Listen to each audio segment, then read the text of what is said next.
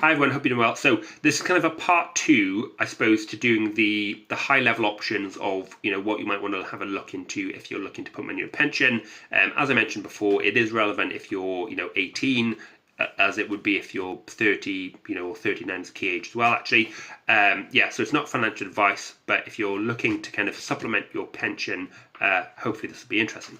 And I'll link to some more videos below as well if you're kind of looking to do a bit more of a deep dive, but like I say, it's not financial advice. But yeah, so like I mentioned in the previous video, if you've got a state pension coming in, this is what you can do additional to that to kind of boost your income when you do retire. So what I didn't mention in the other one is, if you're doing a workplace, the minimums, unless you've opted out, which again, not financial advice, but I want to suggest you do.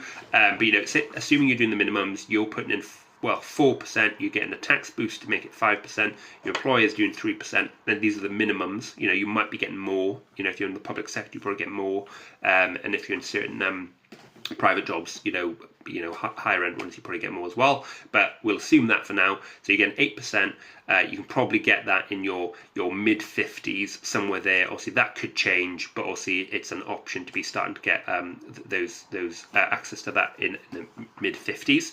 And other people might have workplace provided ones that are linked specifically to the sector you're in, so like an NHS pension kind of works that kind of way as well, or some public service ones.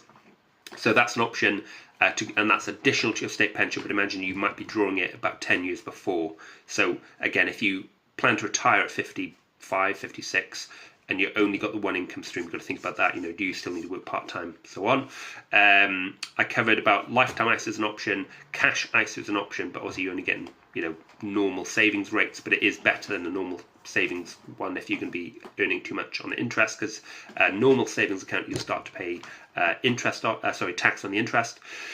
You've got stocks and shares ISA, it's not it's very flexible, but it is not a pension saving product really. So, but also you could take it out at any age. So, for example, if you wanted to retire at 50 and you've got all your money that you have set aside for that in a stocks and shares ISA, it's flexible in that way.